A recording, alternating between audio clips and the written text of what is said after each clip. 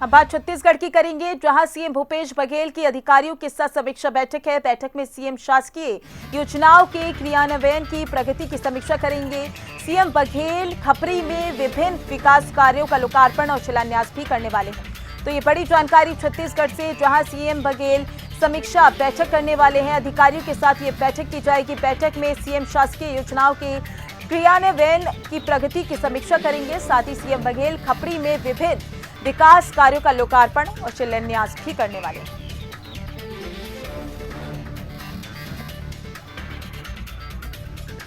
CM Bhupesh Baghel समीक्षा बैठक करने वाले हैं। तमाम अधिकारी इस बैठक में शामिल होंगे।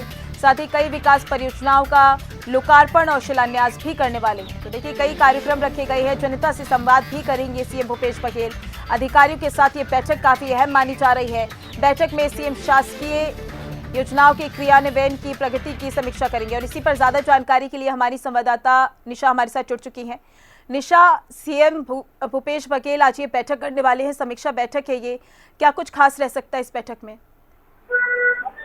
जी माधुरी, आज भूपेश बघेल का जो है समीक्षा बैठक चल रही है। वो अधिकारियों के साथ समीक्षा बैठक में सम्मिलित है और वहां पर जो जिस प्रकार के विकास कार्य चल रहे हैं उस सिलसिले में वो उनसे जानकारियां हासिल कर रहे हैं कि धान खरीदी में अब तक कितनी खरीदी हो चुकी है, गौठानों की क्या व्यवस्था है, जिस प्रकार गौठान जो है वो बनाए जाने हैं अलग अलग ग्रामों में, अलग अलग जिलों में, तो अब तक क्या स्थिति है वहाँ की, सड़कों की मरम्मत का जो मामला था वो कहाँ तक पहुँचा है, किस प्रकार जो है तखतपुर में अब तक के जो सिलसिलेवार तरीके से कामकाज होते आए हैं, उनका जो लेखा जोखा है वो भूपेश बघेल जानने की कोशिश कर रहे हैं। हम देख रहे हैं कि लगातार उनका जो भेंट मुलाकात कार्यक्रम है वो आगे बढ़ता जा रहा है। कुछ ही देर बाद वो रायपुर आने वाले थे, लेकिन जो अब है वो रायपुर नहीं आ रहे हैं और यहाँ से सीधे ही वो दुर्ग के लिए रवाना हो जाएंगे और कुछ देर बाद वो दुर्ग पहुंचेंगे। तो जो समीक्षा बैठक है वो होगी, उसके बाद पत्रकार वार्ता को भी संबोधित करेंगे और जो अधिकारियों से जिन मसलों पर उनकी बातचीत चल रही है उन्हें विधि विधान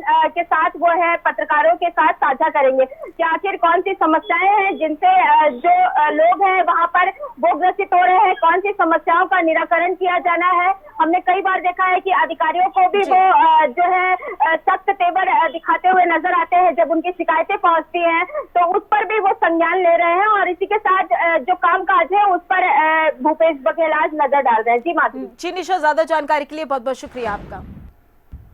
तो वहीं कांग्रेस की हाथ से हाथ जोड़ो यात्रा को लेकर तैयारियां तेज हो गई है। कांग्रेस भवन में आज होगी बैठक। पूर्व केंद्रीय मंत्री अरुण यादव होंगे शामिल। बैठक में हाथ से हाथ जोड़ो यात्रा की विस्तृत रूपरेखा भी तय की जाएगी। तो ये बड़ी जानकारी आपके सामने, जहां आज कांग्रेस की हाथ से हाथ जोड़ो यात्रा को लेकर तैयारियां तेज हो गई हैं। कांग्रेस भवन में आज बैठक होगी। पूर्व केंद्रीय मंत्री अरुण यादव बैठक में शामिल होंगे। बैठक में हाथ से हाथ जोड़ो यात्रा की विस्तृत रूपरेखा भी तय की जाएगी। तो 26 जनवरी से कांग्रेस की हाथ से हाथ जोड़ो यात्रा जो अभियान है वो शुरू हो जाएगा। कांग्रेस भवन में आज ये बैठक की जानी है। बैठक में हाथ से हाथ जोड़ो यात्रा की विस्तृत रूपरेखा भी तय की जाएगी। तो कांग्रेस के हाथ से हाथ जोड़ो यात्रा को लेकर तैयारियां तेज हो गई हैं। किसानों को प्रोत्साहित करने के लिए छत्तीसगढ़ की भूपेश बघेल सरकार पेड़ की खेती करने वाले किसानों को आर्थिक सहायता दे रही है। छत्तीसगढ़ में किसानों की आय को दोगुना करने के लिए अब लकड़ी उत्पादन पर भी फोकस किया जा रहा है। कैसे, इस रिपोर्ट में देखिए। किसानों की आय दोगुनी करने में जुटी भूपेश बघेल सरकार। छत्तीसगढ़ में लकड़ी का उत्पादन बढ़ाने पर हो रहा फोकस। नीलगिरी की खेती के लिए किसानों को किया जा रहा प्रोत्साहन। फर्नीचर और दवाइयों में किया जाता है नीलगिरी का इस्तेमाल। छत्तीसगढ़ की भूपेश बघेल सरकार प्रदेश के किसानों की आय दोगुनी करने के लिए लगातार कई अहम फैसले ले रही है। मुख्यमंत्री भूपेश बघेल लगातार ऐसी नीतियां और योजनाएं बना रहे हैं जिससे प्रदेश के किसानों की आमदनी बढ़े और उनके जीवन में सुधार आए। छत्तीसगढ़ में किसानों की आय को दोगुना करने के लिए अब लकड़ी उत्पादन पर फोकस किया जा रहा है। किसानों को खेतों की बाउंड्री पर ऐसे पौधे लगाने के लिए प्रेरित किया जा रहा है जो बेहद कम वक्त में बड़े हो जाते हैं और उनकी लकड़ी कई तरह से इस्तेमाल की जा सकती है। ये पौधे 5 साल में एक विशालकाय पेड़ बन जाते हैं जिनसे खेतों की सुरक्षा तो होती ही है, साथ ही लकड़ी उत्पादन से अच्छा मुनाफा भी हो जाता है।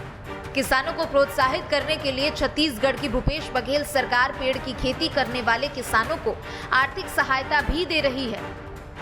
इसके लिए भूपेश बघेल सरकार ने छत्तीसगढ़ में मुख्यमंत्री वृक्ष संपदा योजना चलाई है, जिसके तहत नीलगिरी की खेती करने के लिए किसानों को 25,000 रुपए का प्रोत्साहन दिया जा रहा है। इतना ही नहीं, पेड़ उगाने के बाद किसानों को लकड़ी बेचने के लिए इधर उधर नहीं भटकना पड़ेगा, बल्कि किसानों की पूरी लकड़ी छत्तीसगढ़ सरकार ही खरीद लेगी। मुख्यमंत्री वृक्ष संपदा योजना के तहत नीलगिरी की खेती को बढ़ावा। नीलगिरी की खेती के लिए दी जा रही है 25,000 रुपए की सब्सिडी। किसानों को 3 किश्तों में किया जा रहा है प्रोत्साहन राशि का भुगतान। पहली किस्त के तौर पर पहले साल में 11,000